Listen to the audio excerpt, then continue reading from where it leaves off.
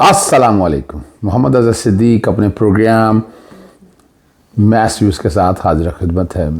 वो वक्त आ रहा है जिसका आप सब लोगों को इंतज़ार था, और वो है वकला तहरीक। मौजूदा जो हालात हैं इसको सामने रखते हुए वकला तहरीक की तैयारियां मुकम्मल होगी। मैंने आपको खबर पहले भी दी थी, लेकिन उसका बाकायदा जो है 7 सितंबर को तो एक कन्वेंशन का सुप्रीम कोर्ट बार की तरफ से ऐलान हो गया है, लेकिन उसकी तैयारियां साथ साथ, और इस सारे मामले में हरवल दस्ता हमेशा से प्रोफेशनल ग्रुप रहा है। हामिद खान साहब या हमारा जो ग्रुप है वो इसमें लीड करता रहा है, और तारीखी तौर पर आपको पता है लीगल फ्रेमवर्क ऑर्डर का, और जो जनरल परवेज़ मुशर्रफ के दौर में जब वकला की तहरीक चली तो उसमें बहुत हम लोगों का किरदार है। वो एक अलग बात है, बाद में हमारा कुछ आपस में डिफरेंस हो गया जब इस पर एजेंडा नज़र आ गया, और वो आज जो मुल्क हालात भुगत रहा है तो उसमें एक one of the reason Iftikhar Mohammad Chaudhary sahab के कहीं ना कहीं राब्ते थे, और वो राब्तों की तफसीलात किसी ना किसी वक्त सामने आ जानी है। बाकी चौधरी परवेज़ लाई को रहा करने का हुक्म दिया, वहाँ जो हेयरिंग हुई, फिर सुप्रीम कोर्ट में अगली बात जो है 90 रोज़ में अब इलेक्शन कराने पड़ने हैं। जी 90 रोज़ में इलेक्शन करवाने पड़ने, अब भाग नहीं सकते अब।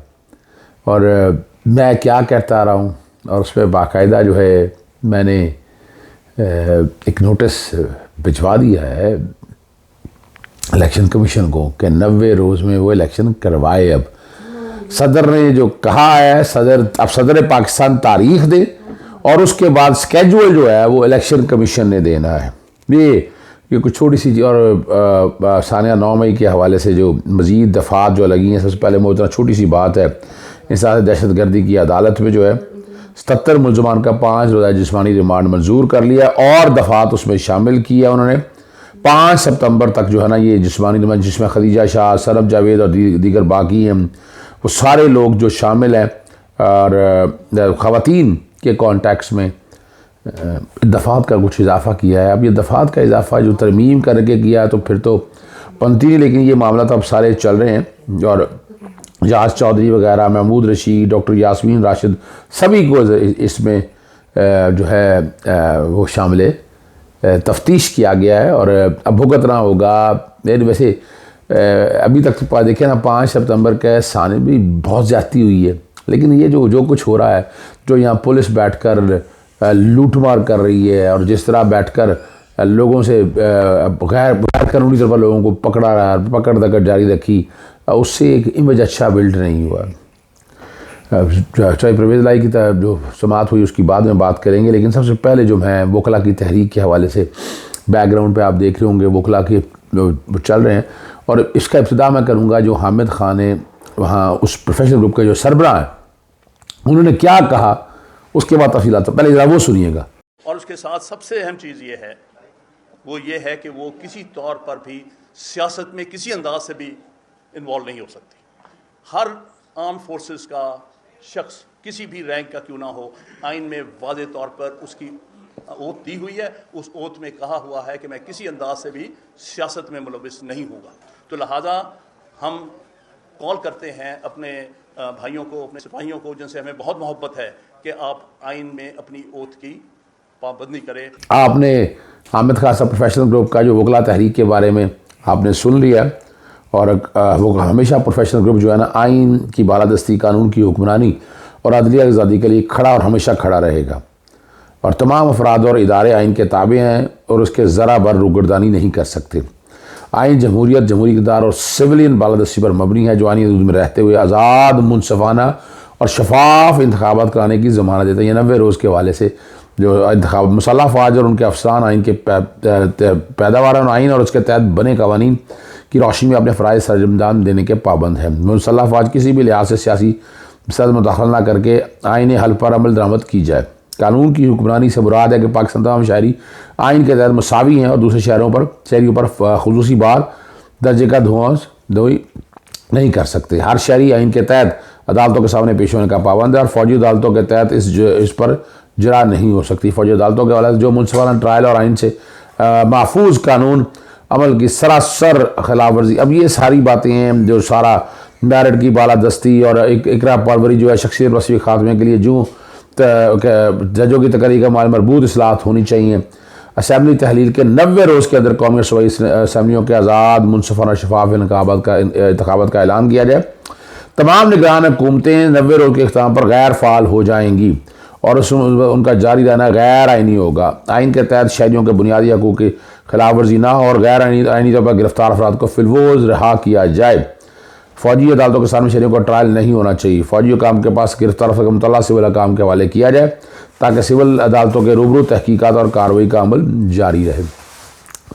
वकला की तहरीक अब शुरू है, सड़कों पे अब वकला निकलेंगे। तो अब PDM वगैरह जो है ना वो परेशानी अपनी जगह चल रही है। लेकिन एक और बात बता दूँ आपको, पाकिस्तान पीपल्स पार्टी ने चूँकि 90 रोज़ के इलेक्शन का कहा है तो पता चल रहा है फाइलें खुल गई हैं ECL में नाम। तो क्या यही रह गया है तरीका पाकिस्तान में सियासत का कि जो बात ना माने तो उसको इस तरीके से, और जो बात मान जाए तो उसके सारे खून माफ़ कह दें आप। करप्शन जो कुछ करप्शन से लुथड़े लोग हैं उनको इजाज़त से नवाज दिया जाए। ये सोचने वाली बातें हैं। वक्त आ गया है कि इन चीज़ों को आगे की तरफ ले जाया जाए।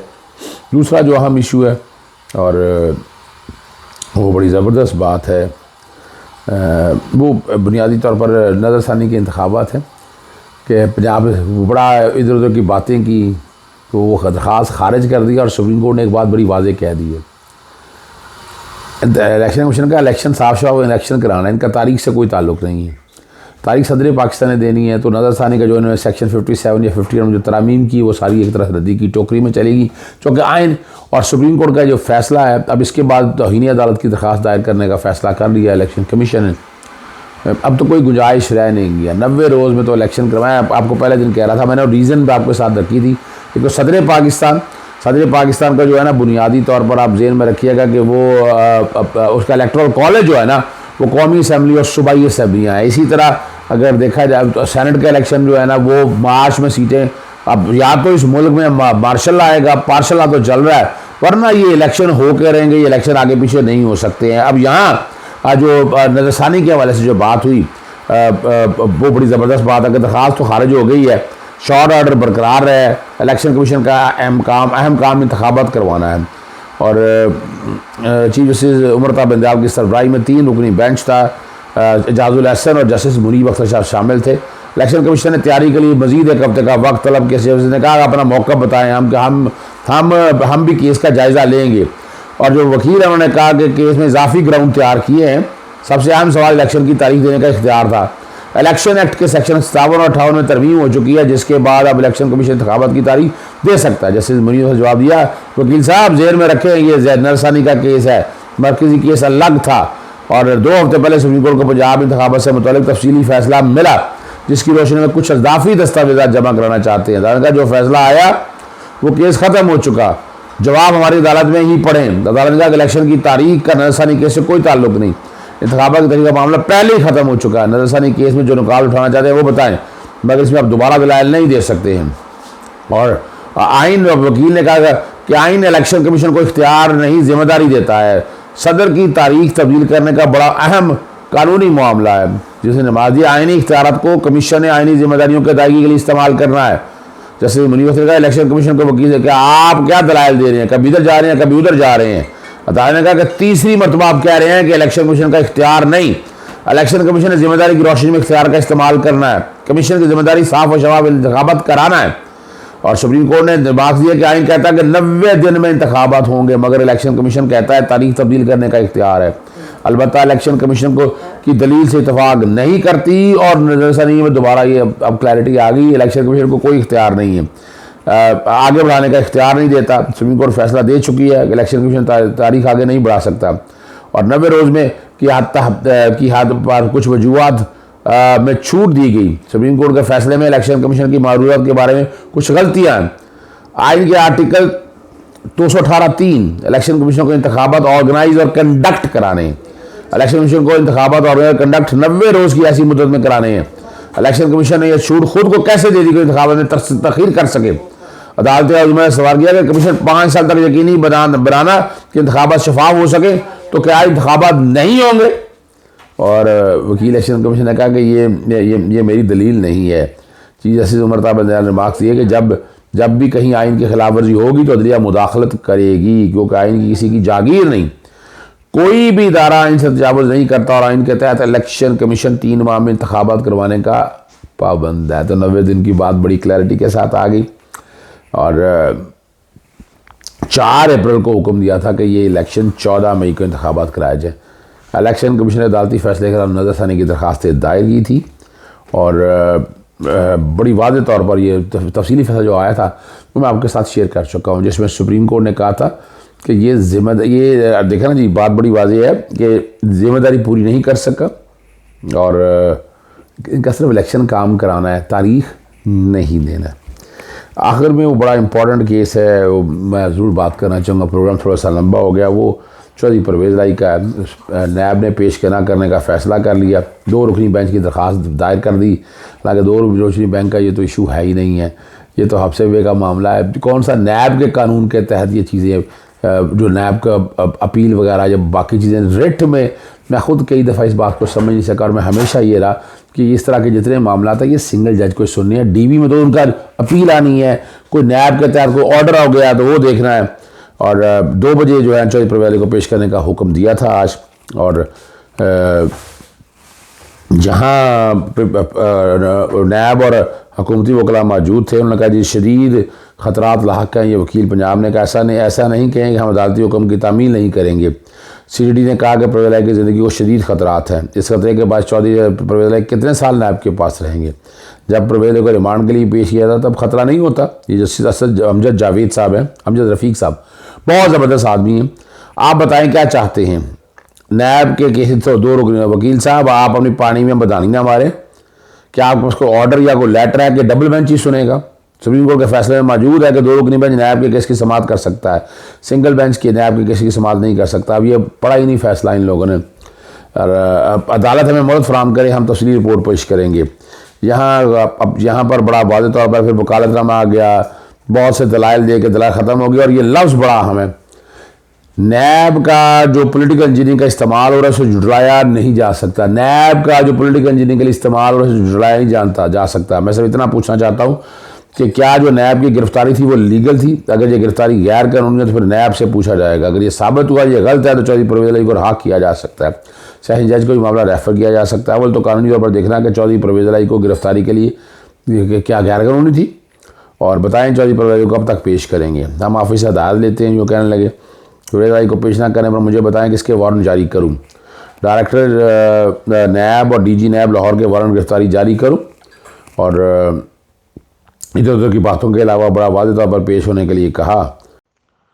चौधरी परवेज़ लाई को नहीं पेश किया जा सका हाई कोर्ट में, तो लाहौर हाई कोर्ट के जस्टिस अमजद रफ़ीक ने कल सुबह 10 बजे अदालत में पेश होने का हुक्म दिया और समाअत जो है वो चैम्बर में हुई थी। अलीम आदिल शेख देखें आप, वहाँ गिरफ्तारी जो सिंध के अंदर हुई है, सारा में ज़मानतें हुई थी। उसके बाद एक केस के ऊपर एक केस, लेकिन बड़ी हिम्मत वाला आदमी है अलीम आदिल शेख भी, वो भी खड़ा है और लड़ रहा है सारा। और अगली जो बात है वो आखिर में बस ख़त्म करते हुए जो जेल से मुलाकात के हवाले से दरख्वास्त दायर की थी, FI इस्लामाबाद की तहवील में है। अदालत ने कहा इमरान खान साहब से गिरफ्तारी की मुलाकात के लिए इस्लामाबाद का दायरा अख्तियार में आता है, या यहाँ नहीं आता। अदालत किस तरह इस्लामाबाद हाईकोर्ट के मामलों में मुदाखलत कर सकती है? बेहतर आप इस्लामाबाद हाईकोर्ट से रुजू करें।